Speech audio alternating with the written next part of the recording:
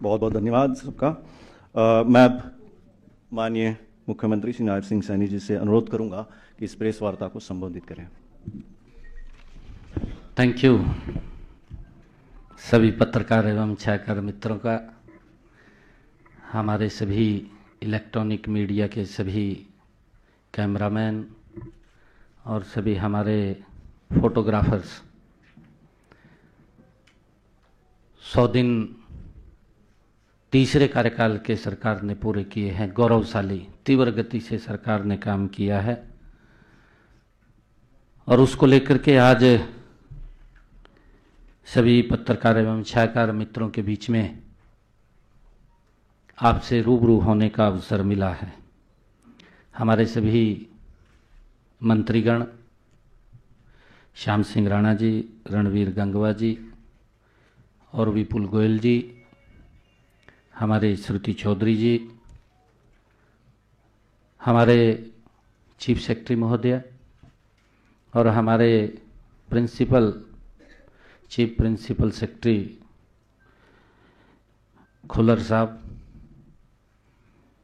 मित्रों, हमारा ये तीसरे कार्यकाल का 100 दिन कंटिन्यूटी में नॉन स्टॉप सरकार के हैं।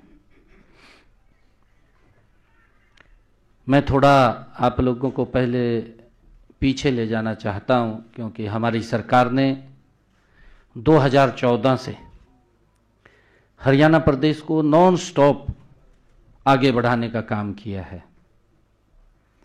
हरियाणा में कई बीमारी ही कहूं, कई बीमारियों से हरियाणा ग्रसित था। जैसे परिवारवाद की बीमारी थी, क्षेत्रवाद की थी, भेदभाव होता था। परंतु अगर आप देखें कि युवाओं के अंदर अविश्वास था कि नौकरी पढ़ने से नहीं, नौकरी तो चक्कर काटने से मिलेगी। किसी विधायक, मंत्री, मुख्यमंत्री के दरबार में हाजिरी लगेगी, तब जाकर के माँ बाप इंतजाम करता था, मोटा इंतजाम भी करता था, तब जाकर के कहीं उसको ये विश्वास होता था कि नौकरी लगेगी। परंतु गरीब व्यक्ति को तो अगर वो कहीं जमीन जमून बेच करके या गहने बेच करके इंतजाम करता था तो तब भी उसको नौकरी नहीं लगती थी। इस प्रकार का माहौल और वातावरण हरियाणा प्रदेश के अंदर था, जो मैंने कहा है कि राजनीतिक रूप से कई बीमारियों से ग्रसित था हरियाणा प्रदेश। परंतु पिछले ये तीसरे टर्म की भारतीय जनता पार्टी की सरकार उन सब बातों को मजबूती से बदलाव हरियाणा प्रदेश के अंदर करने का काम हमारी डबल इंजन की सरकार ने किया है। आदरणीय नरेंद्र मोदी जी के नेतृत्व में जो हमारी सरकार चली है, धीरे धीरे करके क्षेत्रवाद को समाप्त किया है।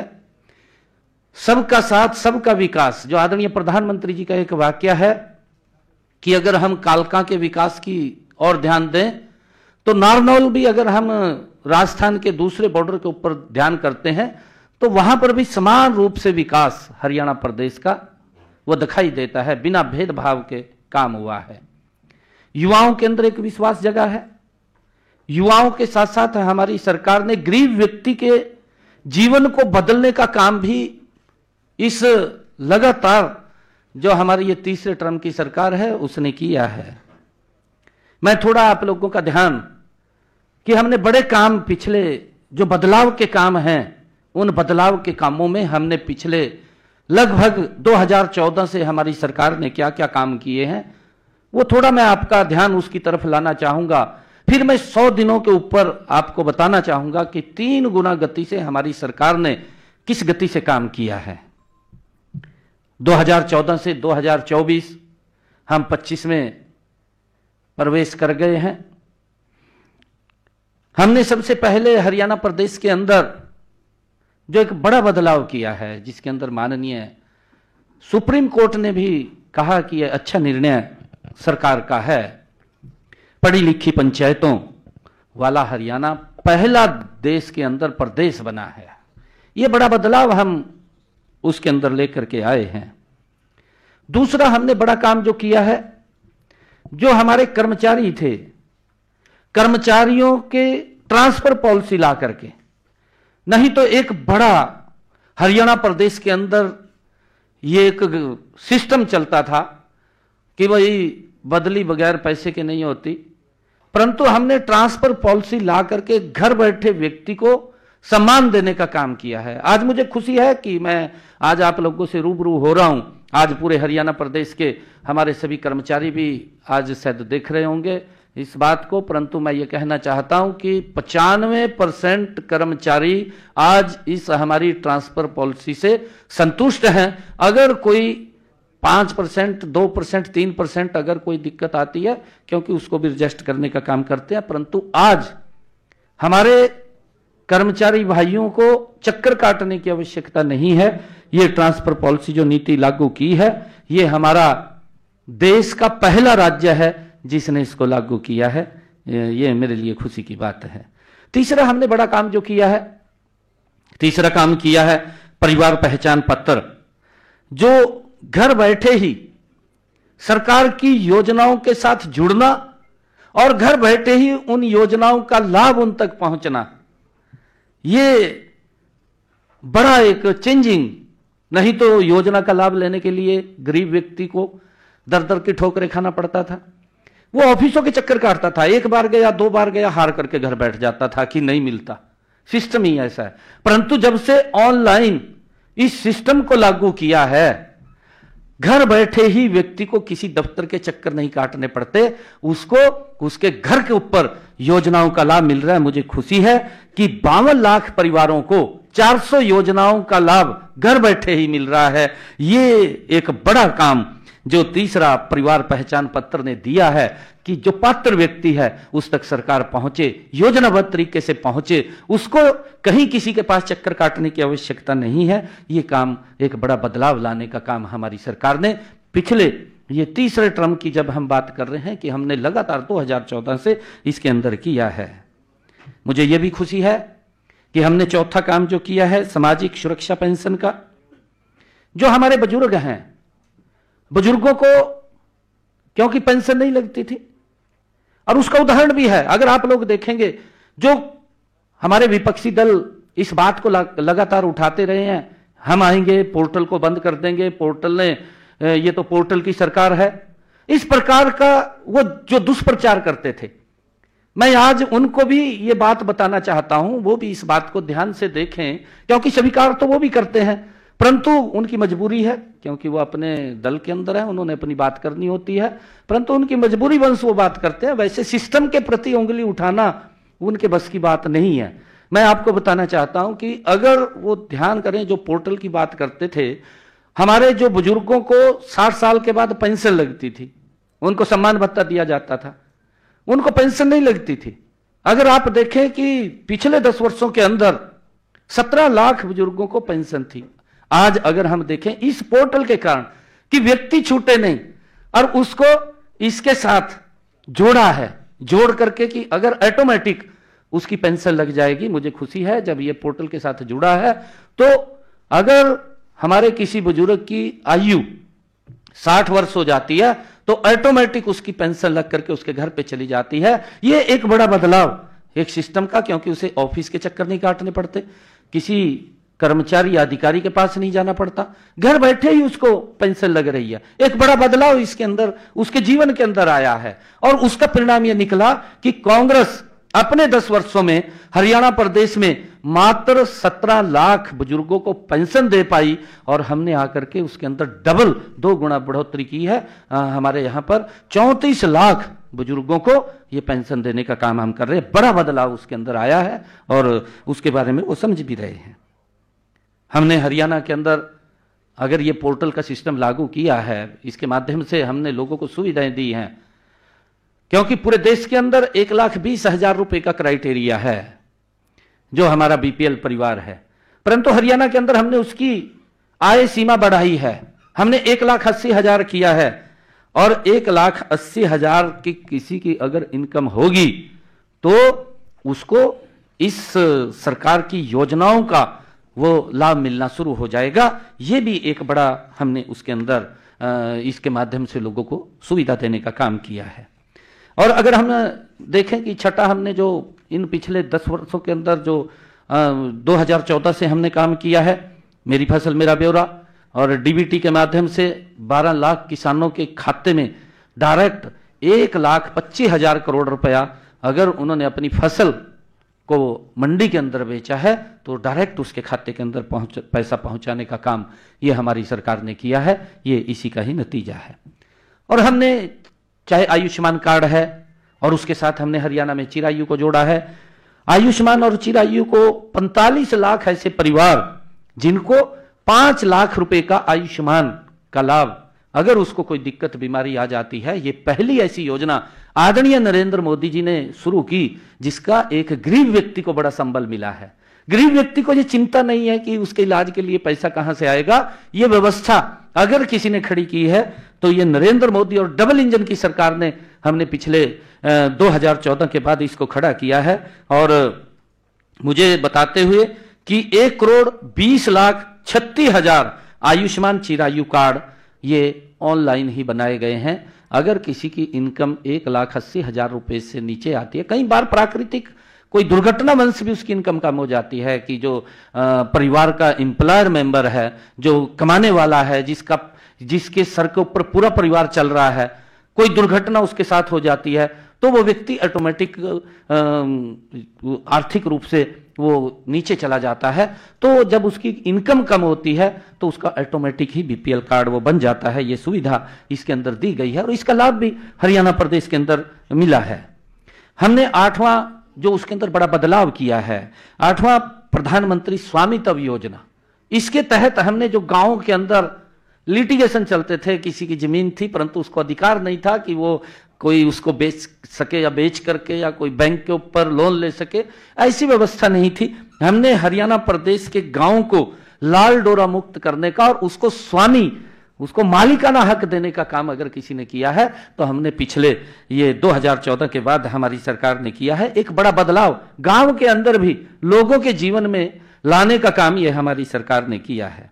मुझे जो 9वां बड़ा काम हमने पिछले कार्यकाल के अंदर किया है, हम ये देखते थे 2014 से पहले हमारी माताएं बहनें सर के ऊपर मटका रख करके 2-2 किलोमीटर दूर से पीने का पानी घर में लेकर के आती थी, परंतु हर घर में नल और स्वच्छ जल हमने इस लगातार की अपनी सरकार के अंदर हर घर में पहुंचाने का काम किया है। और मुझे खुशी है कि आज हमारी माता बहन कोई भी सर के ऊपर मटका लेकर के दिखाई नहीं देती पीने का पानी लाने के लिए। उसकी रसोई में ही पानी की व्यवस्था करने का काम गति से हमारी इस डबल इंजन की सरकार ने किया है। आदरणीय नरेंद्र मोदी जी के नेतृत्व के अंदर हर माता को एक बड़ा इससे लाभ मिला है, हर घर के अंदर नल और स्वच्छ जल पहुंचा है। 10वां हमने बड़ा काम किया है जिसके अंदर एक बड़ा बदलाव आया है। यह बड़ा बदलाव हमने ये किया है क्योंकि पूर्व की सरकारें, आप लोग देखते थे कि हम 24 घंटे बिजली देंगे, अपने मैनिफेस्टो में भी लिखते थे, रैलियां भी करते थे, बड़ी बड़ी रैलियां भी की, रैलियों में खड़े होकर के बोलते थे हमें वोट दे दीजिए, हम 24 घंटे बिजली देंगे, परंतु लंबे समय तक हरियाणा के अंदर कोई बिजली नहीं दे पाया।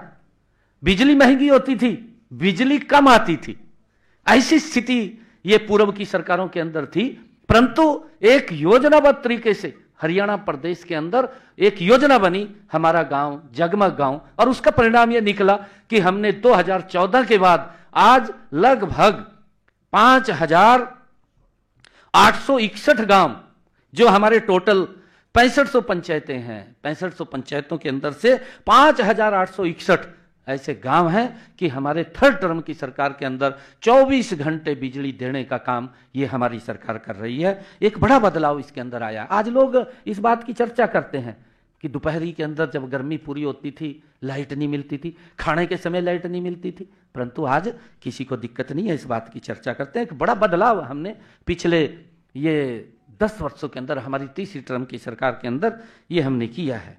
हमने बेटियों के लिए एक बड़ा काम किया है। मैं देखता था कि बेटियां इस बात को लेकर के उनके मन में पीड़ा होती थी क्योंकि हमारे बेटियों के माँ बाप उनको बाहर दूर पढ़ाने के लिए नहीं भेजते थे। एक बड़ी दिक्कत का सामना बेटियों को करना पड़ता था। बेटियों के मन में होता था कि मैं पढ़ाई करूं, परंतु मजबूरी वंश वो पढ़ाई नहीं कर पाती थी। और हमारी सरकार ने पिछले 2014 के बाद एक रोड मैप तैयार किया डबल इंजन सरकार ने कि हर 20 किलोमीटर के ऊपर एक सरकारी राजकीय महाविद्यालय खुलेगा। 79 महाविद्यालय हरियाणा के अंदर खोले गए और मुझे खुशी है जिसके अंदर 30 महाविद्यालय स्पेशल लड़कियों के लिए खोले गए। एक बड़ा बदलाव हरियाणा प्रदेश के अंदर बेटियों के जीवन में लाने का काम ये हमारी सरकार ने किया है। इसके लिए मुझे बड़ी खुशी है क्योंकि हमने ये क्योंकि ये तीसरे टर्म की सरकार है, नॉन स्टॉप सरकार है और लगातार हमारी सरकार हरियाणा प्रदेश के लोगों के जीवन के अंदर बदलाव लाने के लिए काम कर रही है।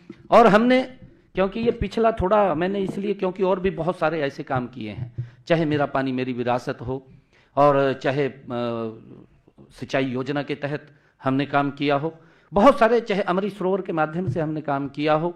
हम लगातार हरियाणा प्रदेश के लोगों के जीवन में एक बड़ा बदलाव, चाहे रोड का इंफ्रास्ट्रक्चर की बात करें, इन्हीं पिछले 2014 से लेकर के आज 2025 आज एक भी डिस्ट्रिक्ट ऐसा नहीं है जिसके अंदर 4 लाइनिंग रोड से वो जुड़ा ना हो। लोगों के जीवन के उनके रास्तों को भी सरल और सुगम करने का काम ये हमारी सरकार ने किया है। मैंने कुछ क्योंकि ये लगातार नॉन स्टॉप सरकार पिछले 2014 से डबल इंजन की सरकार आदरणीय नरेंद्र मोदी जी और हरियाणा की हमारी सरकार ये चल रही है। इसके अंदर हमने बहुत सारे काम पीछे किए हैं। प्रदेश के लोगों के जीवन में लगातार बदलाव लाने का काम आदरणीय मनोहर लाल जी जो एक शब्द बोलते थे कि हरियाणा एक हरियाणवी एक, उसको चरितार्थ करने का काम ये हमारी सरकार कर रही है। आदरणीय प्रधानमंत्री नरेंद्र मोदी जी का जो शब्द है सबका साथ सबका विकास और सबका प्रयास, उसको लेकर के हमारी सरकार निरंतर काम कर रही है। मुझे खुशी है कि आज हम जब हमारी सरकार 100 दिन गौरवशाली हमारी सरकार ने पूरे किए हैं, आज हरियाणा प्रदेश के लोगों के अंदर इस सरकार के प्रति एक बहुत बड़ा विश्वास बढ़ा है। अगर आप लोग देखेंगे, आप लोग चर्चा करेंगे, क्योंकि जब तीसरे टर्म की सरकार आई है, इन 100 दिनों के अंदर लोगों के मनों में हमारी सरकार के प्रति एक बड़ा सम्मान और बड़ा विश्वास जमा है। और हमने भी 3 गुना गति से, आदरणीय प्रधानमंत्री जी ने कहा था कि यह सरकार तीव्र गति से काम करेगी, हमारी ये सरकार 3 गुना गति से काम कर रही है। मैं बताना चाहूंगा कि हमने 100 दिनों में क्या क्या काम किए हैं। 100 दिनों का समय भले ही कम हो, छोटा हो, लेकिन हमने जिस नॉन स्टॉप विकास का संकल्प व्यक्त किया था उसकी सिद्धि में 100 दिन विकास की 3 गुना गति का साक्षी है, हम सब देख रहे हैं। वैसे तो संकल्प पत्र 5 साल के लिए होता है, 5 साल के अंदर पूरा करना होता है। अगर हम पड़ोस में बात करें हिमाचल प्रदेश की, दूसरी सरकार आने वाली है, लगभग 2 साल मेरे ख्याल से शेष बचे होंगे। अभी संकल्प पत्र की तरफ उन्होंने अपना जो घोषणा पत्र था उसकी तरफ देखा भी नहीं है, तो पूरा करने की तो बात क्या है, परंतु 5 साल के लिए होता है, 5 साल में वो पूरा करना होता है। लेकिन हमने 100 दिनों में ही 240 में से 18 संकल्प पूरे किए हैं। इस गति से काम किया है कि हमने जो हमारे संकल्प पत्र में 240 वायदे हमने हरियाणा प्रदेश के लोगों के लिए किए थे, उसमें से 18 वायदे हमने अपने इस 100 दिन के कार्यकाल में पूरे किए हैं। और 6 संकल्पों के ऊपर गति से काम लग रहा है, क्योंकि उसकी कहीं अपनी किसी की आर्थिक रूप से कोई मंजूरी लेनी होती है, उसके कारण से उसमें थोड़ी देरी हो सकती है, परंतु उसके ऊपर काम चल रहा है, जल्दी ही वो भी अमल में आ जाएंगे। हमने कम से कम 50 और संकल्पों को पूरा करने की प्रशासनिक व वित्तीय अनुमोदन की प्रक्रियाएं जारी हैं, क्योंकि प्रशासनिक भी कहीं उसकी लेनी पड़ती है और वित्तीय भी हमें उसकी व्यवस्था खड़ी करनी पड़ती है। उस प्रक्रियाओं के लिए 50 और ऐसे संकल्प हमारे हैं जो उसके अंदर प्रक्रिया में हैं और जल्दी ही वो पूरे होंगे। हमें दृढ़ निश्चय के साथ आगे बढ़ रहे हैं, हमारी पूरी सरकार मजबूती से आगे बढ़ रही है। इन सभी संकल्पों को हमारी सरकार मजबूती से पूरा करेगी। एक वाक्य मुझे ध्यान आ रहा है कि आंधी तूफान बिजली बरखा, आंधी तूफान बिजली बरखा धूप घटा कम रोकेगी, मजबूती से पांव उठे तो कोई मंजिल दूर नहीं। ये हमारी सरकार तीव्र गति से काम करने वाली सरकार है।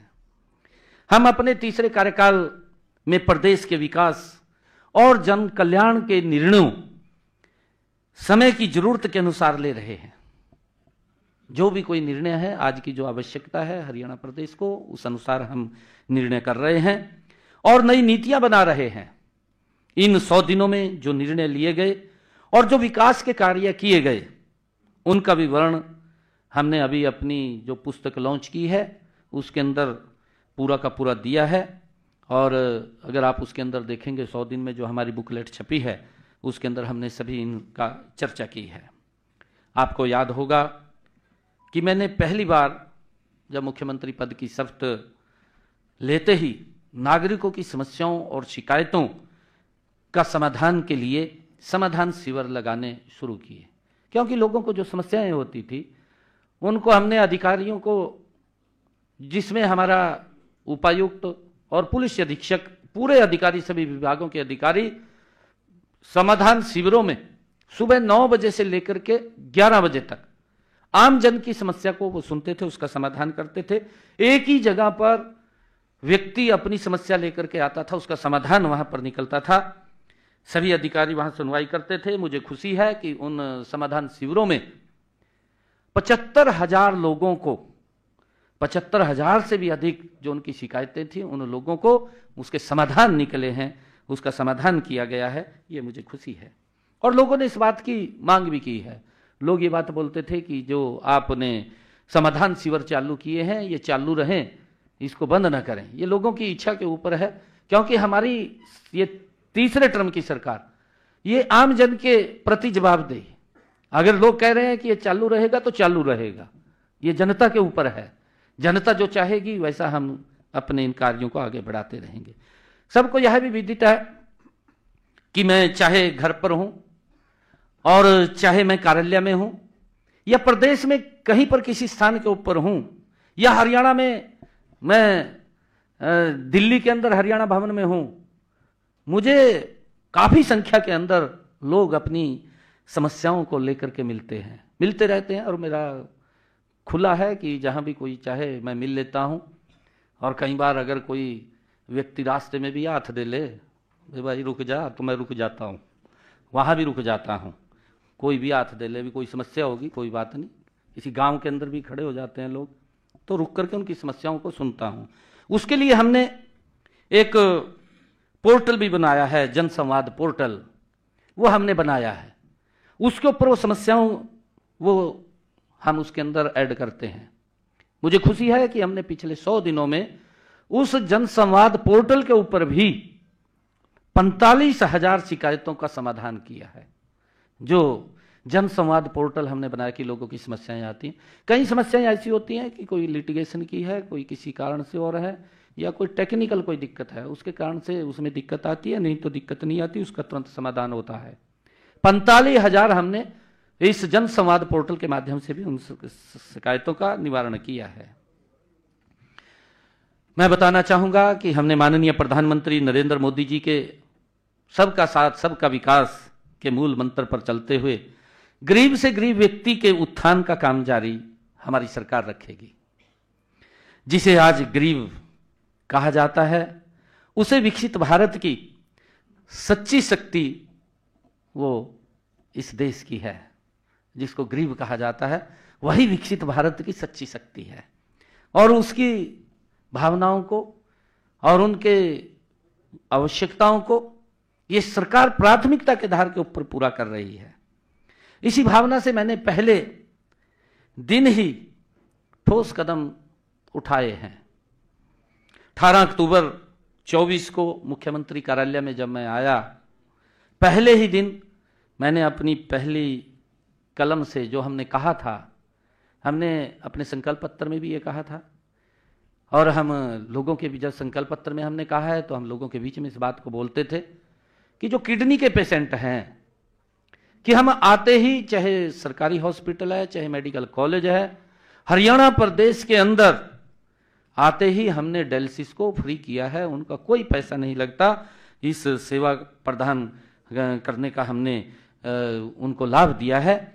और तब से लेकर आज तक प्रदेश के सभी मेडिकल कॉलेज या सिविल हॉस्पिटल्स के अंदर मरीजों को यह सुविधा अबाध रूप से मिल रही है, उनको कोई दिक्कत समस्या नहीं है। हमने जो संकल्प पत्र में कहा उसको पूरा किया है। हमने ये भी कहा था कि 18 अक्टूबर 2024 को हमारे मंत्रिमंडल की जो पहली बैठक हुई, उस पहली बैठक के अंदर ही हमने एक और निर्णय किया। वो निर्णय किया अनुसूचित जाति में वर्गीकरण को लेकर के, और उसमें अनुसूचित जाति में कुछ वंचित लोग इस प्रकार के थे कि उनको लाभ नहीं मिल रहा था। अब उनको भी लाभ मिलना वो शुरू हो जाएगा। वो निर्णय भी हमने आकर के अपनी पहली बैठक के अंदर किया है, जिसका हमने जिक्र भी अपने उसके अंदर किया था। 14 नवंबर 2024 को हमारे तीसरे कार्यकाल के पहले विधानसभा सत्र के अंदर हमने ये कहा था, जो पिछड़ा वर्ग की क्रीमी लेयर की व्यवस्था थी उसके अंदर 6,000 रुपये थी। हमने कहा था कि हम इसको 8 लाख रुपए करेंगे। और मुझे खुशी है इस बात की कि हमने आकर के अपने इस मंत्रिमंडल की बैठक में उस क्रीमी लेयर व्यवस्था को तो किया, 6 से 8 किया, परंतु हमने कैबिनेट के अंदर यह भी निर्णय किया कि उन्हें पंचायती राज और स्थानीय निकाय संस्थाओं के अंदर भी उनको 5% का आरक्षण देने का काम ये हमारी सरकार ने किया है। उनकी जनसंख्या का 50% आरक्षण हमने दिया है। हमने जो कहा था उस बात को हमने पूरा किया है, और उसका लाभ भी ओबीसी समाज और एससी समाज के ओबीसी समाज ए और बी के लोगों को उसका मिला है। हमने दूसरे अपने इस कार्यकाल में मुख्यमंत्री तीर्थ दर्शन यात्रा योजना वो शुरू की थी, जिस योजना के अंदर हमने रामलला के दर्शन करने के लिए अयोध्या में यहां से ऐसे परिवारों को, जिन परिवारों की इनकम 1,80,000 रुपए से कम है, ऐसे परिवारों को भगवान रामलला के दर्शन करने के लिए अयोध्या धाम यात्रा शुरू की थी। चुनावों के समय हमने अपने संकल्प पत्र में कहा था, हमने कहा था कि हम माता वैष्णो देवी और शिरडी साईं मंदिर के दर्शन करने के लिए भी इस योजना को शामिल करेंगे। हमने उसको शामिल किया है, और उसके साथ साथ हमने जो अभी प्रयागराज में महाकुंभ हो रहा है, उस महाकुंभ के अंदर भी हमने उसको जोड़ा है। और कल ही मैंने महाकुंभ के लिए यात्रियों की 2 बसों को भी झंडी दिखा करके रवाना किया है। ये हमने जो कहा है, लगातार हमारी सरकार उस दिशा के अंदर मजबूती से आगे बढ़ रही है। हमने अपने एक और जो आदरणीय प्रधानमंत्री जी का विषय था, पीएम सूर्य घर मुफ्त बिजली योजना, इसके तहत हमने कहा था कि हम 1 लाख घरों की छतों के ऊपर 2 किलोवाट का, जिन परिवारों की इनकम 1,80,000 रुपए से कम होगी, उन परिवारों की छतों के ऊपर 2 किलोवाट का सोलर पैनल लगाएंगे। पीएम सूर्य घर मुफ्त बिजली योजना। और मुझे खुशी है, इन 100 दिनों के अंदर हम गति से काम कर रहे हैं और तीव्र गति से काम करेंगे। 12,285 ऐसे परिवार हैं जिनकी छतों के ऊपर 2 किलोवाट का सोलर पैनल लग चुका है। हमने गति से इसको आगे बढ़ाया है। इसके ऊपर 1,10,000 रुपए का खर्चा आता है। 80,000 रुपया आदरणीय नरेंद्र मोदी जी देते हैं, और बाकी का पैसा हरियाणा सरकार देती है। उस व्यक्ति को इसका लाभ मिलता है। हमने दुर्घटना में परिवार के किसी सदस्य की कोई मृत्यु हो जाती है या दिव्यांग हो जाता है, परिवार को दिक्कत आ जाती है, उसके ऊपर मुसीबतों का पहाड़ टूट जाता है, हमने योजना चलाई, दीनदयाल उपाध्याय अंत्योदय परिवार सुरक्षा योजना। ये जो दीनदयाल उपाध्याय अंत्योदय परिवार सुरक्षा योजना ऐसे परिवारों के लिए जिन परिवारों की इनकम 1,80,000 रुपए से कम है, ऐसे परिवारों को अगर कोई दुर्घटना हो जाती है परिवार के साथ, परिवार के ऊपर दुखों का पहाड़ टूट जाता है, तो उसको संबल देने के लिए ये योजना है। और 6,279 ऐसे परिवार हैं जिनके खाते के अंदर हमने पिछले दिनों ही 233 करोड़ 67 लाख रुपया आर्थिक सहायता के रूप में उनके खाते के अंदर पहुंचाने का काम हमारी सरकार ने किया है। हमारा संकल्प है कि प्रदेश के गरीब से गरीब व्यक्ति के पास अपना मकान हो। और उसको लेकर के आदरणीय प्रधानमंत्री जी ने भी इस बात को कहा है कि देश में एक भी सर ऐसा नहीं बचेगा जिस सर के ऊपर छत नहीं होगी। उस सर के ऊपर छत देना ये हमारी सरकार का कमिटमेंट है और हम लगातार उसको देने का काम कर रहे हैं। इसी दिशा में हमने कदम बढ़ाते हुए 100 दिनों में प्रधानमंत्री आवास योजना शहरी तथा ग्रामीण के तहत 885 परिवारों को पक्का मकान बनाने के लिए 11 करोड़ 53 लाख रुपए की आर्थिक सहायता देने का काम हमने किया है। हमने गरीब परिवारों के लिए मुख्यमंत्री आवास योजना शुरू की है।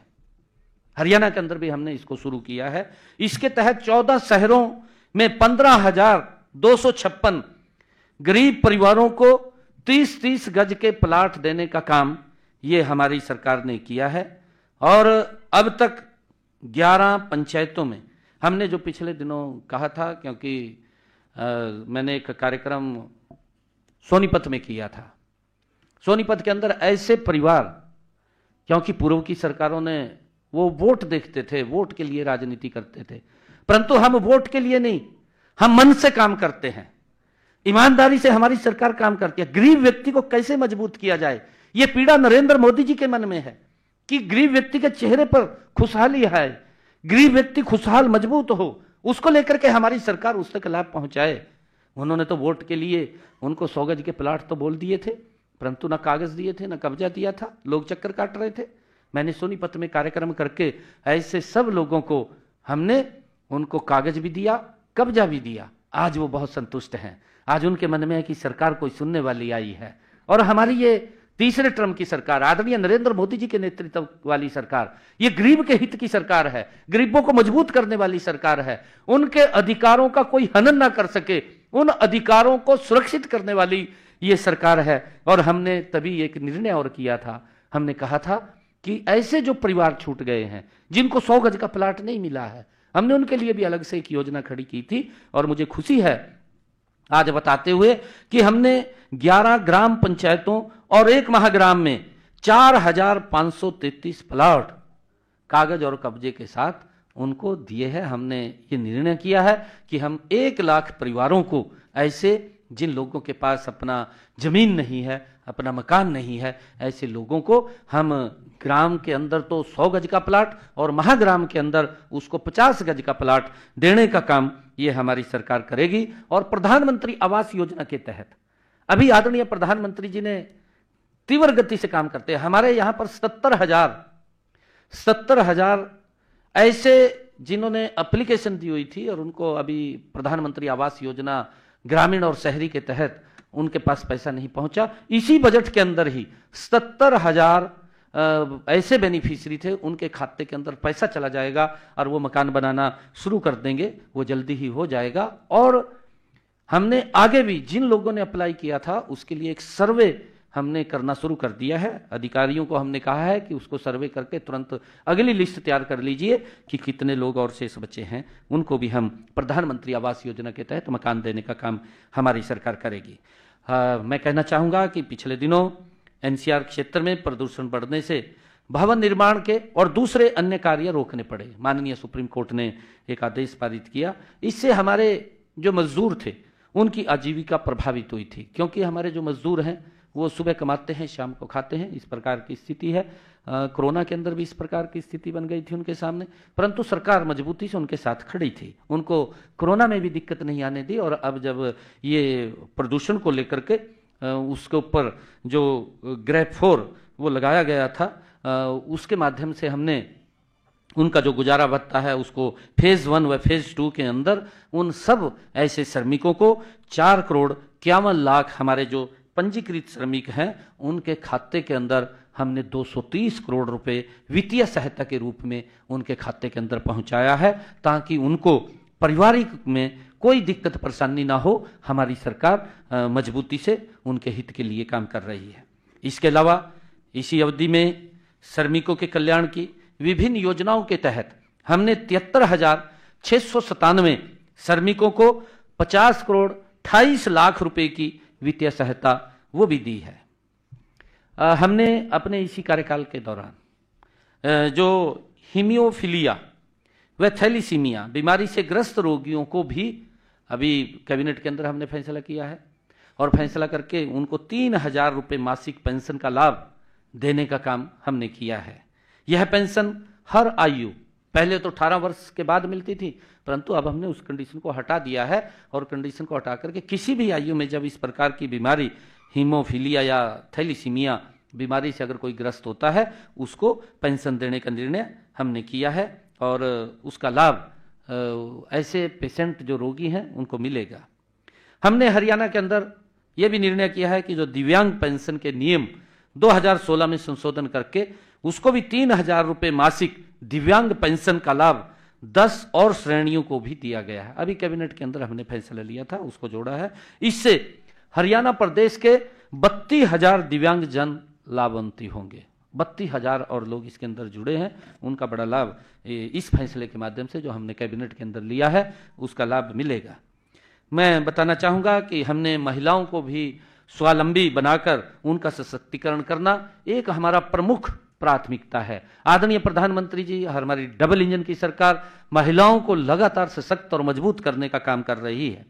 आदरणीय प्रधानमंत्री नरेंद्र मोदी जी ने देश की आधी आबादी को सशक्त बनाने के लिए पानीपत में बीमा सखी योजना का शुभारंभ किया। आप सब जानते हैं इसमें महिलाओं को पहले साल 7,000 रुपये, दूसरे साल 6,000 रुपये, तीसरे साल 5,000 रुपये मासिक वेतन मिलेगा और उन बहनों को जो वो बीमा करेंगी उसका कमीशन तो मिलेगा ही। कमीशन के साथ साथ हर महीने उन बहनों को अलग से 2,100 रुपये भी प्रोत्साहन राशि देने का काम ये हमारी सरकार करेगी। इसके लिए एक बड़ी योजना आदरणीय प्रधानमंत्री जी ने बीमा सखी योजना वो पानीपत के ऐतिहासिक भूमि से लॉन्च की है। हमने ये भी निर्णय किया है जो हमने अपने संकल्प पत्र के अंदर भी कहा था और हमने बहनों को भी उसको आज लाभ मिल रहा है। मुझे खुशी है कि हमने इसको पूरा किया है। हमने गरीब परिवारों को एक योजना बनाई, हर घर हर गृहिणी योजना में हर महीने ऐसी बहनों को जो हरियाणा प्रदेश की 13,02,400 परिवारों को निरंतर 500 रुपये में गैस का सिलेंडर उपलब्ध हो रहा है, उसको हमने पूरा किया है। और उसके तहत अभी कुछ के खाते वेरीफाई होने बकाया हैं। हमने अधिकारियों को कहा कि उसकी विभिन्न प्रकार की योजना चला करके लोगों को जागरूक करके कि वो अपने बैंक खाते वेरीफाई करें। बैंक खाते वेरीफाई करेंगे तो हम ऐसे परिवारों को जिनकी इनकम 1,80,000 रुपये से कम है उनको 500 रुपये में ये गैस का सिलेंडर उपलब्ध कराने का जो हमने संकल्प लिया था उसको हम कर रहे हैं। ये भी हमने पूरा किया है। इसका लाभ हमारे हरियाणा प्रदेश के लोगों को मिल रहा है। हमने आंगनवाड़ी जो हमारी बहनें थी, हमारी आंगनवाड़ी की कर्मचारी थी, उनको भी हमने अपने संकल्प पत्र में भी कहा कि उनका मानदेय बढ़ाने का काम हमारी सरकार करेगी। और मुझे ये खुशी है बताते हुए कि हमने आंगनवाड़ी जो कार्यकर्ता है उनके 7,500 रुपये और जो उसकी सहायिकाएं हैं, आशा वर्कर्स हैं, उनके मानदेय में 400 रुपये मासिक की बढ़ोतरी हमने कर दी है। उसका लाभ उनको मिल रहा है। मुझे बताते हुए कि माननीय प्रधानमंत्री श्री नरेंद्र मोदी जी ने स्वतंत्रता दिवस 2023 के अवसर पर लखपति दीदी योजना शुरू की थी। उन्होंने इसकी घोषणा की थी। इस योजना के माध्यम से प्रदेश की महिलाओं को कौशल विकास प्रशिक्षण देकर सूक्ष्म उद्योग स्थापित करने में सहायता प्रदान की जा रही है। उन लखपति दीदी को उनको मजबूत किया जाए, उनको आगे किया जाए, उनको कौशल प्रशिक्षण देने का काम हमारी सरकार कर रही है। मुझे खुशी है बताते हुए कि प्रदेश में 5 लाख महिलाओं को हमने टारगेट रखा है कि हम हरियाणा प्रदेश के अंदर 5 लाख महिलाओं को लखपति दीदी बनाने का हम काम करेंगे। अब तक हमने हरियाणा प्रदेश के अंदर जो हमने गति से काम किया है 1,85,000 महिलाओं को लखपति दीदी बनाने का काम हमारी सरकार ने किया है। मुझे ये भी खुशी है कि नारी शक्ति आज हर क्षेत्र में अपनी उपस्थिति दर्ज करा रही है। पहले किसी ने सोचा भी नहीं था कि घर परिवार और बच्चों की जिम्मेवारी संभाल रही महिलाएं ड्रोन भी उड़ा सकेंगी। ये अगर किसी ने इस ड्रोन का प्रकल्प लेकर के आए कि महिलाओं को सशक्त और मजबूत करना है, उनको आत्मनिर्भर बनाना है, ये अगर कोई सोच सकता है तो देश के यशस्वी प्रधानमंत्री ये नरेंद्र मोदी जी की ही सोच हो सकती है। और उन्होंने इस ड्रोन दीदी के माध्यम से महिलाओं को सशक्त और आत्मनिर्भर करने का काम आदरणीय प्रधानमंत्री नरेंद्र मोदी जी ने किया है। हमने नमो ड्रोन दीदी के दृष्टिकोण को आगे बढ़ाने के लिए 5000 महिलाओं को ड्रोन पायलट प्रशिक्षण देने का हमने संकल्प लिया है कि उनको प्रशिक्षण दे करके उनको आत्मनिर्भर बनाने का काम हमारी सरकार करेगी।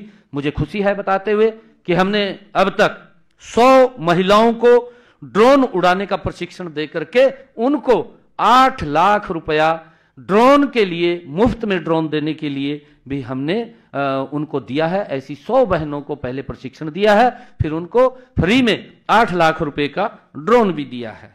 और मुझे ये बताते हुए कि अगर ड्रोन की कीमत 8 लाख रुपए से ज्यादा है तो उसकी अतिरिक्त राशि उसका सारा का उसको बैंक से दिलवाने का काम करें। 8 लाख तो सरकार देगी, परंतु अगर वो 8 लाख से ज्यादा का ड्रोन आता है तो उसको बैंक से लोन दिलवाने का काम करेंगे और उस लोन का सारा ब्याज वो हरियाणा सरकार देगी।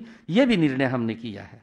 हमने आदरणीय प्रधानमंत्री जी के क्योंकि उनका बहुत ही फेवरेट विषय है बेटी बचाओ बेटी पढ़ाओ अभियान को और तेज गति देने के लिए सभी महिला सरपंचों को हमने अभी पिछले दिनों जो हमारी गांव की महिला सरपंच है उनको ब्रांड एम्बेसडर बनाने का गांव के अंदर बेटी बचाओ बेटी पढ़ाओ के लिए ये भी निर्णय हमने लिया है।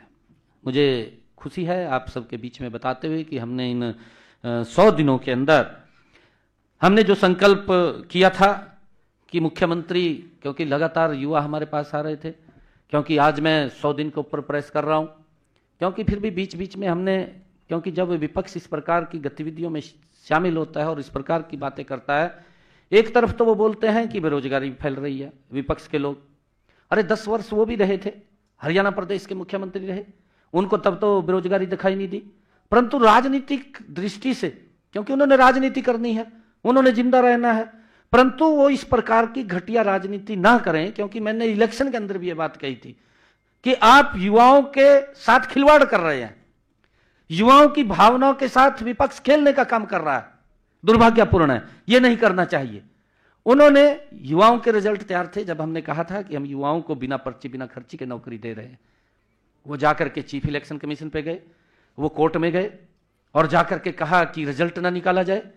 ये युवाओं के भावनाओं के ऊपर कुठाराघात ये कांग्रेस और विपक्षी दलों ने किया था। मेरे पास युवा आए, कहने लगे कि आप रिजल्ट निकाल दो। मैंने कहा कि मैं तो नहीं निकाल सकता रिजल्ट, तो क्योंकि मखा कांग्रेस के लोग वो चीफ इलेक्शन कमीशन पे गए और उसने लेटर निकाल दिया है कि जब तक कोड ऑफ कंडक्ट लगा हुआ है तब तक आप कोई भी रिजल्ट नहीं निकालेंगे। और किस प्रकार से उनकी भावनाओं के साथ खेल रहे थे, किस प्रकार की बातें इलेक्शन में कर रहे थे। वो ये बात बोल रहे थे कि मेरे हिस्से में 2000 आएंगी, मैं अपने हिस्से की नौकरी दूंगा। कोई बोल रहा था कि मेरे जितने हिस्से में आएंगे उतनी नौकरी दूंगा। और यहां तक कि एक व्यक्ति तो उनका जो प्रत्याशी था, चुनाव लड़ रहा था, वो ये कह रहा था कि मुझे 50 वोट दो, मैं 50 वोट पे एक नौकरी दूंगा। अरे किस प्रकार से उनकी भावनाओं के साथ खेल रहे थे, किस प्रकार से खिलवाड़ कर रहे थे। अरे जिस प्रकार का 2014 से पहले का सिस्टम था उस सिस्टम को दोबारा स्थापित करना चाहते थे। युवाओं के अंदर भय था। युवा मेरे पास आए, युवा रो रहे थे, युवा ये कह रहे थे कि आप रिजल्ट निकालिए। मैंने कहा कि मैं रिजल्ट नहीं निकाल सकता जब तक, परंतु मैंने उनको एक इंश्योरेंस दिया, मैंने उनको एक आश्वासन दिया कि मैं शब्द बाद में लूंगा, पहले मैं आप लोगों को ज्वाइनिंग लेटर दूंगा।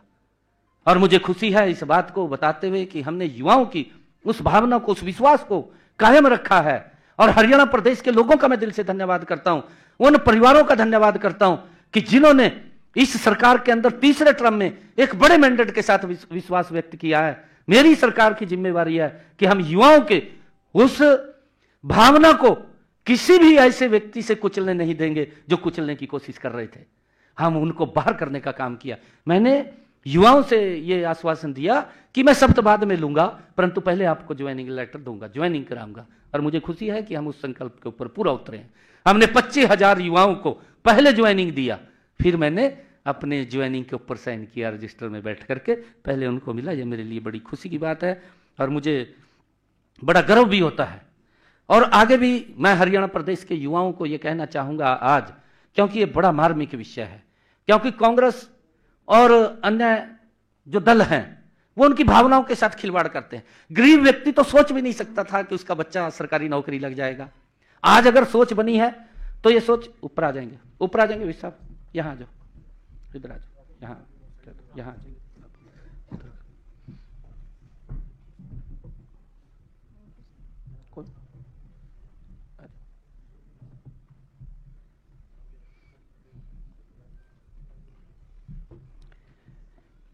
गरीब परिवार का बच्चा यह भी नहीं सोच सकता था, कांग्रेस के समय में वो वोट तो देता था, वोट तक गरीब परिवार सीमित था, परंतु वो अपने बच्चे को नौकरी लगवा सके, संभव नहीं था।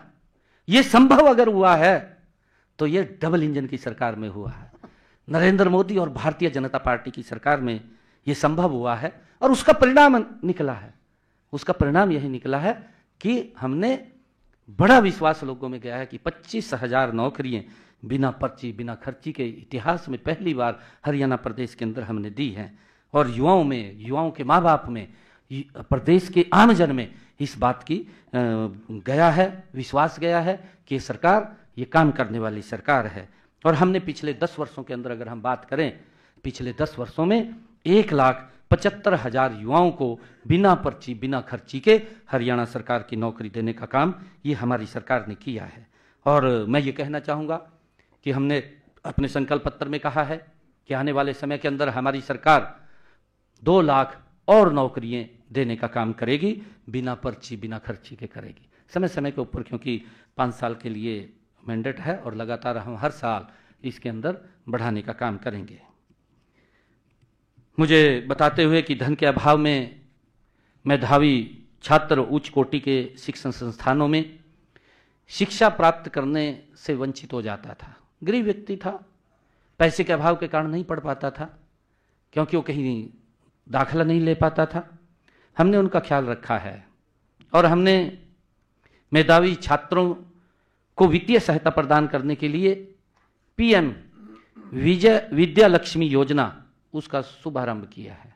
पीएम विद्या लक्ष्मी योजना 6 नवंबर को शुरू की गई। इसके तहत उच्च कोटि के उच्च शिक्षण संस्थानों में प्रवेश लेने वाले छात्रों को ट्यूशन फीस पूरी राशि और पाठ्यक्रम से संबंधित अन्य खर्चों के लिए बैंकों व वित्तीय संस्थानों से गारंटी मुक्त ऋण दिलवाया जाएगा। ये निर्णय हमने किया है और मुझे खुशी है बताते हुए कि मैं आपको बताना चाहता हूं कि हमने ये भी अपने संकल्प पत्र में कहा है, हमने ये भी कहा है कि जो हमारे एससी और ओबीसी समाज के बच्चे हैं, देश के किसी भी सरकारी संस्थान में, चाहे वो कॉलेज है, चाहे यूनिवर्सिटी है, चाहे वो पॉलिटेक्निकल है, चाहे वो मेडिकल में है, चाहे वो आईआईटी में है, कहीं पर भी वो सरकारी उसके अंदर पढ़ने के लिए जाता है तो उसकी सारी फीस स्कॉलरशिप के माध्यम से हमारी सरकार देने का काम करेगी। ये भी निर्णय हमने किया है। ग्रामीण क्षेत्रों के युवाओं को जिम के सुविधा मिले, हष्ट पुष्ट हों, स्वस्थ हों, उसको लेकर के हमने पिछले दिनों हमने अपने संकल्प पत्र में भी कहा था, हमने पिछले दिनों 19 जिलों में 50 करोड़ रुपए की लागत से 250 इंडोर जिम खोले हैं। अभी पिछले दिनों ऑनलाइन हमने उसका काम किया है, यो हमने जो कहा था। हमारे युवाओं ने खेलों में प्रदेश और देश का नाम दुनिया भर में चमकाने का काम वो हमारे हरियाणा के युवाओं ने किया है। हमें गर्व है कि हमारे ऐसे 11 प्रतिभाशाली खिलाड़ियों को माननीय राष्ट्रपति महोदय श्रीमती द्रौपदी मुर्मू जी ने हाल ही में उनको सम्मानित किया गया। इनमें से एक खिलाड़ी को मेजर ध्यानचंद खेल रत्न अवार्ड से सम्मानित किया गया, 10 खिलाड़ियों को अर्जुन अवार्ड से सम्मानित किया गया, एक कोच को द्रोणाचार्य अवार्ड से सम्मानित किया गया है। इन सब खिलाड़ियों और इनके माता पिताओं को, क्योंकि उनकी बड़ी मेहनत होती है और सरकार मजबूती से उनके पीछे खड़े होकर के उनको आगे बढ़ाने का काम करती है। और उनके प्रशिक्षक जो उनको ट्रेनिंग देते हैं, उनके ट्रेनर्स, उनको सबको मैं बहुत बहुत शुभकामनाएं और बधाई देता हूं। पेरिस पैरालंपिक में स्वर्ण पदक और टोक्यो पैरालंपिक में कांस्य पदक जीतने वाले हरियाणा के तीरंदाज हरविंदर सिंह का नाम इस साल पद्मश्री से सम्मानित होने वालों में आया है। झज्जर निवासी साहित्यकार डॉक्टर संतराम देसवाल को भी पद्मश्री से सम्मानित किए जाने का घोषणा हुई है। मैं उन्हें भी हार्दिक बधाई और शुभकामनाएं देता हूं। मुझे खुशी है कि तीसरे कार्यकाल में पहले विधानसभा सत्र में हमने जो हमारे HKRN के कर्मचारी थे, पार्ट 1 और पार्ट 2 के कर्मचारी थे, जिनकी सर्विस 5 साल पूरी हो गई थी, ऐसे सब युवाओं को हमने विधानसभा के अंदर बिल ला करके कैबिनेट में पहले पास किया, फिर विधानसभा में बिल लेकर के आए और उनकी सेवाओं को सुरक्षित करने का निर्णय ये हमारी सरकार ने किया है। और इसी तरह हमने तकनीकी शिक्षा विभाग के अतिथि संकाय व अतिथि अनुदेशकों और कॉलेज के एक्सटेंशन लेक्चरर व अतिथि अध्यापकों को सेवाओं को भी हमने सुरक्षित करने का काम किया है। राज्य सरकार के कर्मचारियों और न्यायिक अधिकारियों की किसी की अगर कोई डेथ हो जाती है, उनकी सह सेवानिवृत्ति ग्रेजुटी की अधिकतम सीमा जो पहले 20 लाख रुपए थी उसको बढ़ा करके हमने 25 लाख रुपए किया है। ये भी हमने कहा था। हमने ये भी कहा था अपने संकल्प पत्र के अंदर, इसको पूरा किया है कि जो हमारे केंद्रीय सशस्त्र बलों और केंद्रीय सशस्त्र पुलिस बलों के कर्मियों के युद्ध में मृत्यु हो जाने पर या शहीद हो जाने पर उनके परिवारों को दी जाने वाली सहायता, पहले वो 50 लाख रुपए थी, हमने संकल्प पत्र में कहा था कि हम इसको 1 करोड़ रुपए करेंगे और हमने उसको कर दिया है। अब 1 करोड़ रुपया उन परिवारों को सहायता देने का काम हमारी सरकार कर रही है। हमने किसान हित में भी जो बात कही थी उसको पूरा किया है। अन्नदाता का हित हमारी नीतियों के केंद्र में रहा है। हम किसान की खुशहाली और खेती को अधिक लाभकारी बनाने के लिए नई नीतियां लागू कर रहे हैं। तीसरे कार्यकाल के पहले विधानसभा के सत्र में ही किसानों को मजबूत करने के लिए 3 महत्वपूर्ण कदम हमने उठाए हैं। क्योंकि लंबे समय से जो पट्टेदार किसान था, उन किसानों को मालिकाना हक नहीं था, क्योंकि लंबे समय से वो उसकी पैदावार तो वहां कर रहे थे परंतु उनको मालिकाना हक नहीं था। जैसे पाकिस्तान से कुछ लोग इधर आए और उनको आकर के जमीन लॉट हुआ, उनके नाम नहीं थी। ऐसे भू मालिकों के बीच विश्वास बहाली का काम हमारी सरकार ने किया है। आप सभी जानते हैं कि पहले भू मालिकों और काश्तकारों में के बीच जमीन के कब्जे तथा मुआवजे इत्यादि को लेकर विवाद वो लिटिगेशन कोर्ट में चलते रहते थे, परंतु हमने निर्णय किया है कि ऐसे पट्टेदार किसानों को ये विधानसभा के अंदर बिल लेकर के आए और उसके अंदर हमने पास किया कि कलेक्टर रेट लेकर के ऐसे किसानों को, कलेक्टर रेट भी 19 नवंबर 2024 को हम लेकर के आए। कलेक्टर रेट के ऊपर हम उनको जमीन का मालिकाना हक देने का निर्णय वो हमने किया है और इसका एक बड़ा लाभ वो हमारे किसानों को मिला है। हमने जो हमारे गांव के अंदर लोग जो श्यामलात भूमि के ऊपर काबिज थे, ऐसे लोगों को भी हमने मालिकाना हक देने का काम ये निर्णय किया है। तीसरा, गांव में जो पंचायती भूमि के ऊपर जिन्होंने मकान बना लिए, लंबे समय से वो कोर्ट के अंदर चक्कर काट रहे थे, कोई ना कोई शिकायत हो जाती थी, शिकायत होती थी तो कोर्ट आदेश कर देता था कि जमीन को खाली करें, मकान गिर जाते थे, दिक्कतें आती थी।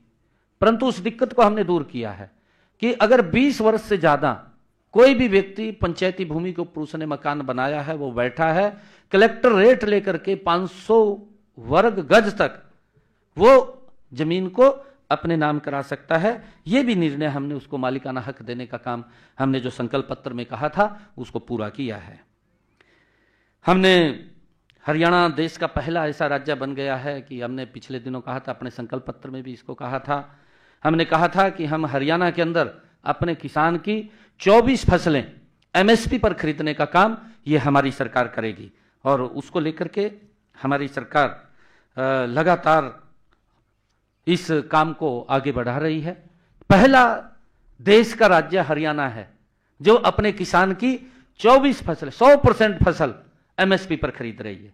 हमारे विपक्ष के जो लंबे समय तक काबिज रहे हैं, नेता रहे हैं, जो स्वामीनाथन जो रिपोर्ट थी जिसके वो चेयरमैन भी रहे हैं, वो आज प्रेस कॉन्फ्रेंस में पूछते हैं कि 24 कौन सी फसल है, उसके नाम बताएं। भाई नाम भी बता देंगे जब अगर आपको नहीं पता है, हमें तो पता है ना 24 कौन सी फसलें हैं, हम बता देंगे। परंतु आप फिर किसान का क्या लाभ करेंगे जब आपको यही नहीं पता है कि 24 कौन सी फसलें हैं। जो भी फसलें हैं हरियाणा प्रदेश के अंदर, जितनी भी फसलें हैं मैं बताना चाहता हूं उसके अंदर, अगर उनको ध्यान में नहीं है, धान की फसल है, ज्वार की फसल है, बाजरा की फसल है, रागी है, मक्का है, तुर है, मूंग है, उड़द है, मूंगफली है, सूरजमुखी है, सोयाबीन है, तिल है, काला तिल है, कपास है, गेहूं है, जौ है, चना है, मसूर है, रेपसीड है, सरसों और सैफ फ्लावर है, तोरिया है, कोपरा है और छिलका रहित नारियल है, जूट है। ये 24 फसलें हैं।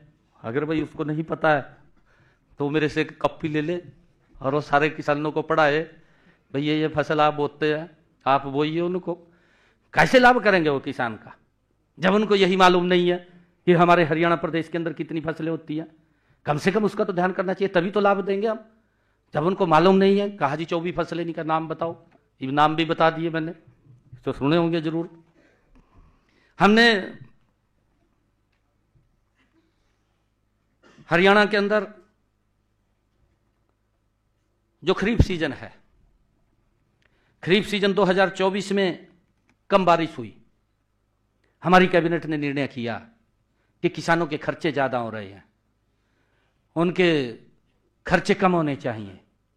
और हमारी कैबिनेट ने निर्णय किया कि किसानों के खाते में 2000 रुपए प्रति एकड़ बोनस के रूप में पहुंचाने का काम हमारी सरकार करेगी।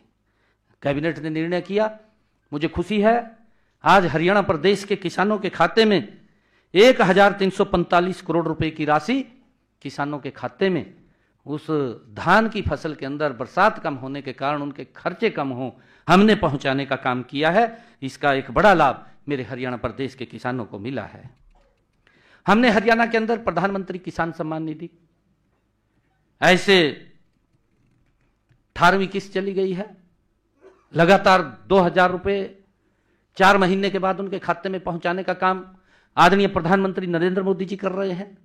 अगर हम बात करें, आज 342 करोड़ ऐसे किसान हैं जिनके बैंक खाते के अंदर 6203 करोड़ रुपए की राशि पहुंचाई गई है पूरे देश के अंदर प्रधानमंत्री किसान सम्मान निधि के माध्यम से।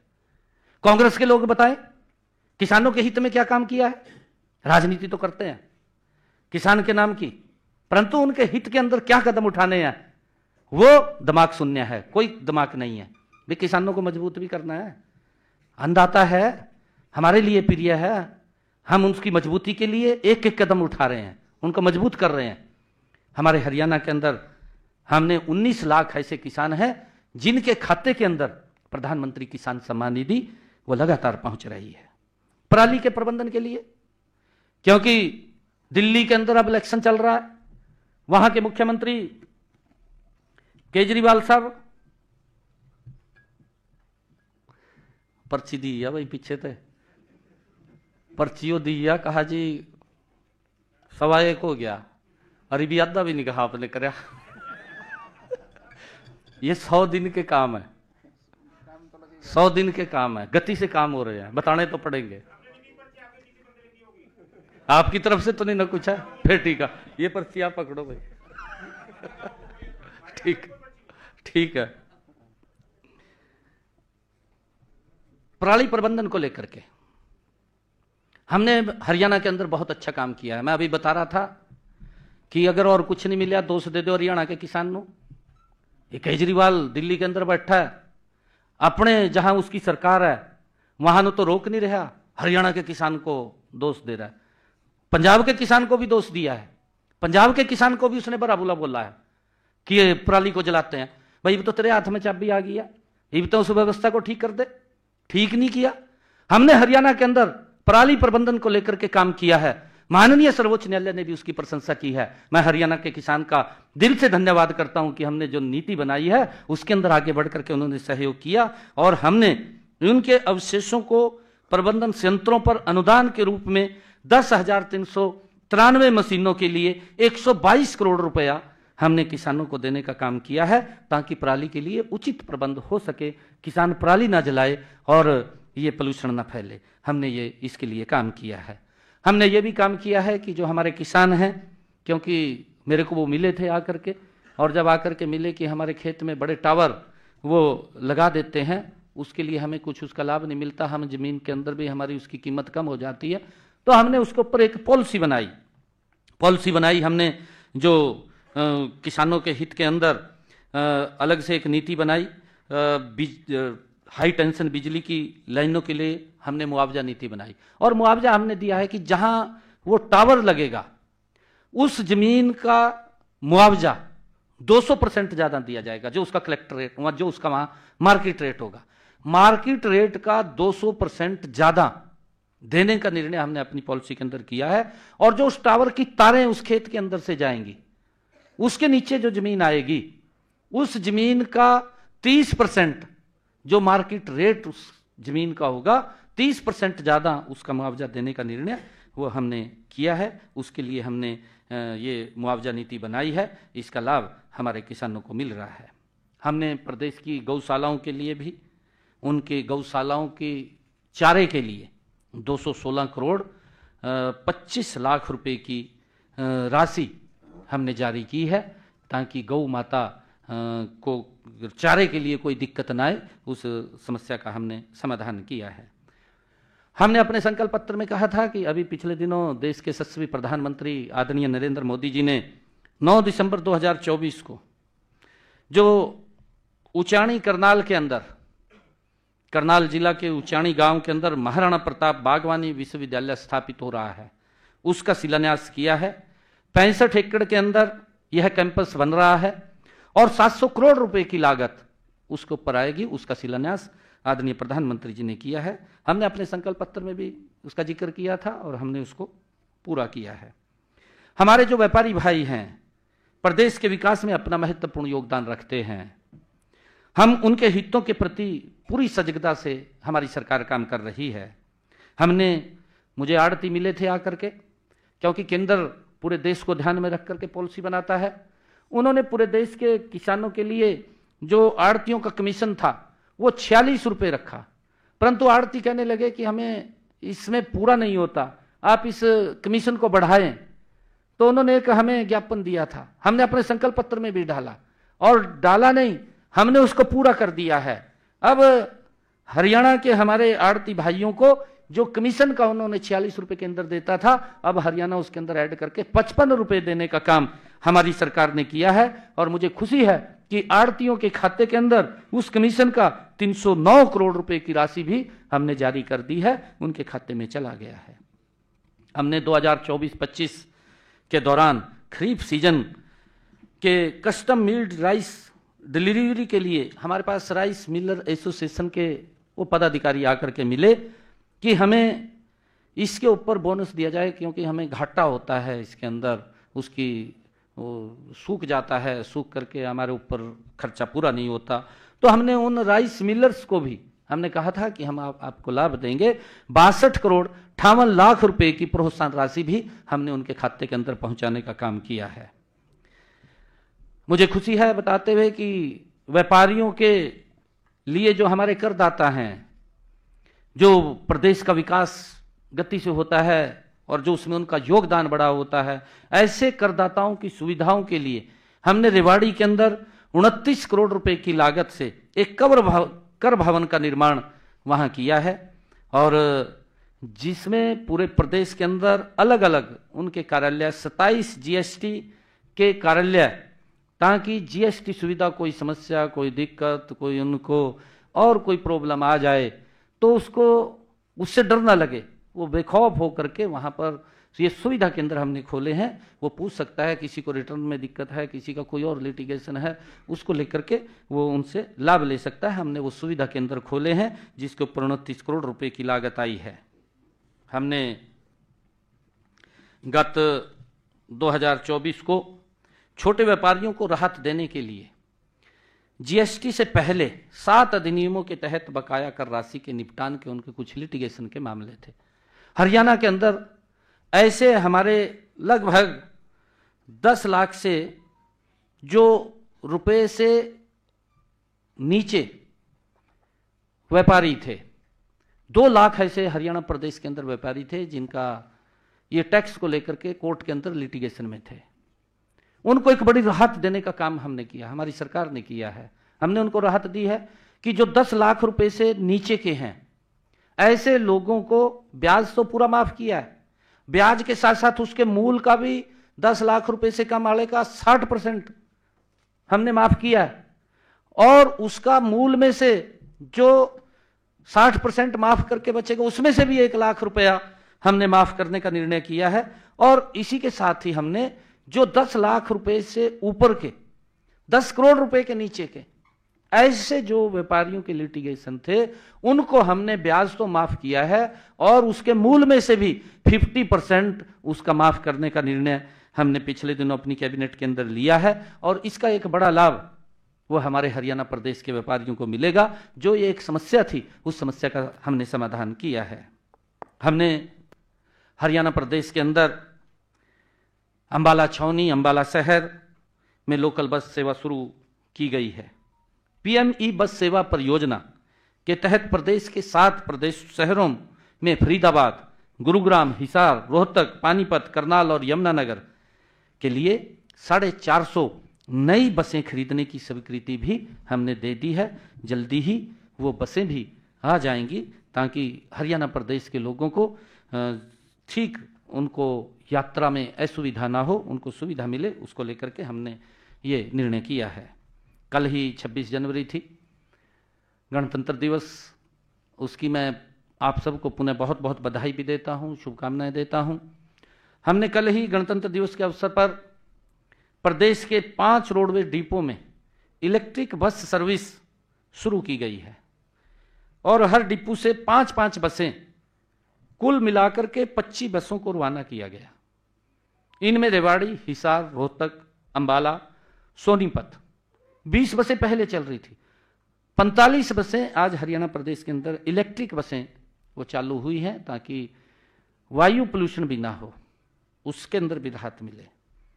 इलेक्ट्रिक बसों के संचालन के लिए Haryana city bus services limited का गठन किया गया है। इनमें 375 इलेक्ट्रिक बसों का ऑर्डर भी दिया जा चुका है। 375 और इलेक्ट्रिक बसें हरियाणा प्रदेश के अंदर जल्दी ही आ जाएंगी, धीरे धीरे करके, क्योंकि कल उनको हरी झंडी दी है। जैसे जैसे आती रहेंगी वैसे वैसे वो इस बेड़े में शामिल हो जाएंगी। हमने हरियाणा शहरी विकास प्राधिकरण के प्लाट आवंटनियों को भी अनाउंसमेंट से संबंधित मामले के निपटान के लिए भी पिछले दिनों विवादों का समाधान योजना वो शुरू की थी। इसमें 7,000 से अधिक प्लाट धारकों को 550 करोड़ रुपए की राहत मिलेगी, क्योंकि उनके भी लिटिगेशन के मामले थे। वो लिटिगेशन के मामले समाप्त हों और उसको लेकर के हमने इस योजना को शुरू किया है।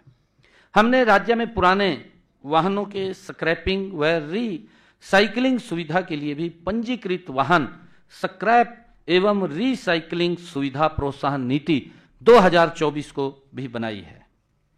हमने अपने संकल्प पत्र में भी कहा था कि हरियाणा प्रदेश के अंदर जो 70 साल से ऊपर के बुजुर्ग हैं, आदरणीय प्रधानमंत्री जी ने इस बात की घोषणा की थी, 70 साल की आयु के ऊपर के बुजुर्गों के लिए आयुष्मान भारत योजना लेकर के आएंगे।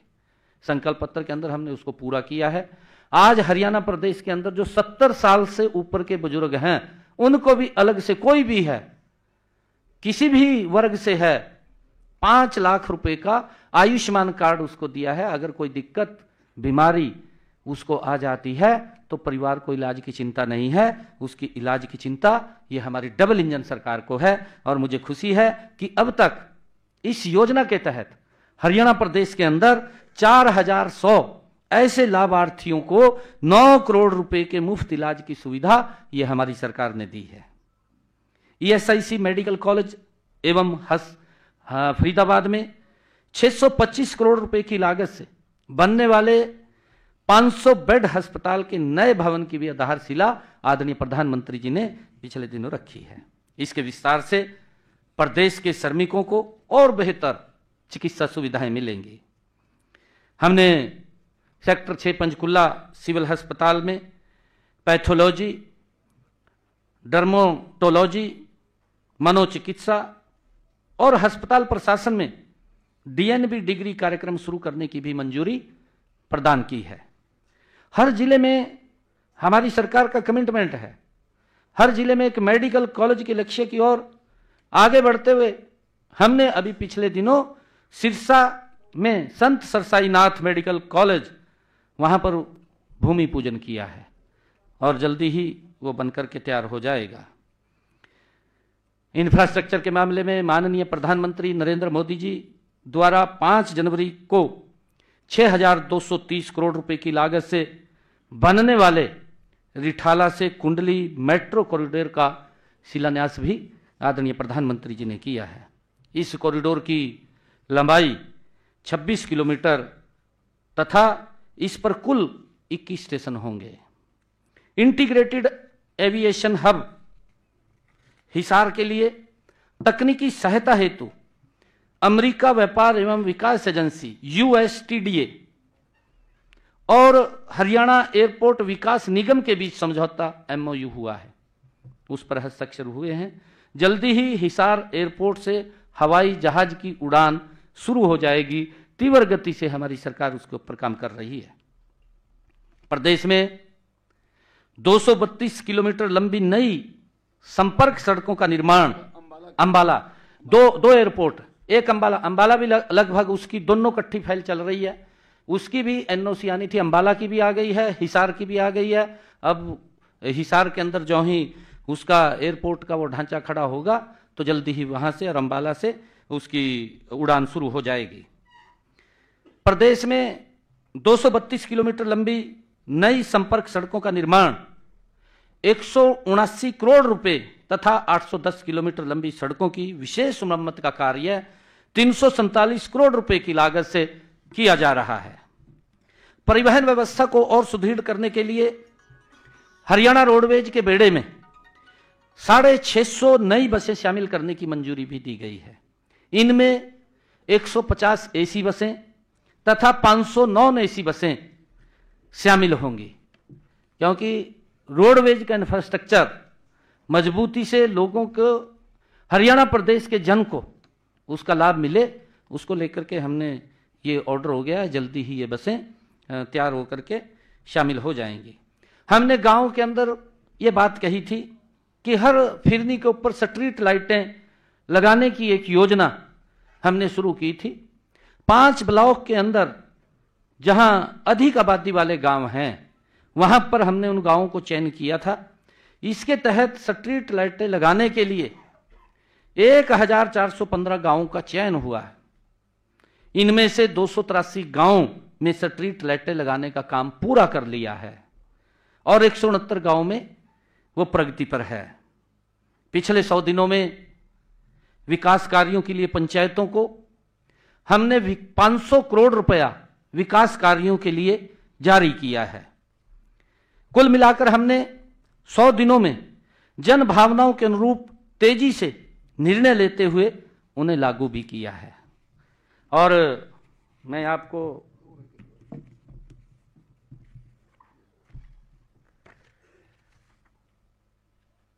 बताना चाहूंगा, ये विषय आ गया, हमने अपने संकल्प पत्र में कुछ और संकल्प भी लिए हुए हैं जिन्हें हम अवश्य गति से पूरा करेंगे। IMT खरखौदा की तर्ज पर पूरे प्रदेश में 10 अति आधुनिक औद्योगिक शहर बनाएंगे, यह हमने अपने संकल्प पत्र में कहा है। नवीनीकरण योजना के माध्यम से 25,000 मेगावाट का उत्पादन करेंगे, जिसका उपयोग हरियाणा और NCR के विभिन्न औद्योगिक केंद्रों को बिजली देने के लिए किया जाएगा। और हम पानीपत, फरीदाबाद और गुरुग्राम में रासायनिक और औद्योगिक कचरे के निर्वहन की समस्या के समाधान के लिए सीवरेज ट्रीटमेंट प्लांट का निर्माण करेंगे। नारनौल, महेंद्रगढ़ में integrated multi modal logistics hub के निर्माण कार्य में तेजी लाई जाएगी। हम केंद्र सरकार की पीएम मित्र योजना के साथ सहयोग करेंगे और हरियाणा के सबसे बड़े टेक्सटाइल केंद्र अंबाला में एक एकीकृत कपड़ा मार्केट स्थापित करेंगे। हम उत्पाद से जुड़े प्रोत्साहन योजना और हरियाणा फार्मास्यूटिकल नीति 2015 के माध्यम से आगामी फार्मास्यूटिकल उद्योग का दोहन करने के लिए करनाल में फार्मा पार्क की स्थापना में तेजी लाएंगे। हम पीपी मोड में महेंद्रगढ़ में डिफेंस और एरोस्पेस हब स्थापित करेंगे। हम नए उद्योगों के विकास के लिए ई भूमि द्वारा 10,000 एकड़ का नया लैंड बैंक बनाएंगे। किसी भी सरकारी संस्था द्वारा समय पर भुगतान न करने पर संबंधित को 8% की दर से ब्याज का भुगतान करने की नीति लागू करेंगे। मुझे विश्वास है कि यह निर्णय माननीय प्रधानमंत्री नरेंद्र मोदी जी द्वारा वर्ष 2047 तक भारत को विकसित राष्ट्र बनाने में हरियाणा के अहम योगदान की सशक्त आधारशिला साबित होंगे। मैंने 100 दिनों में से हर दिन जन सेवा को अर्पित किया है। जिस दिन से चला हूं मेरी मंजिल पर नजर है। जिस दिन से चला हूं मेरी मंजिल पर नजर है। आंखों ने कभी मील का पत्थर नहीं देखा। धन्यवाद।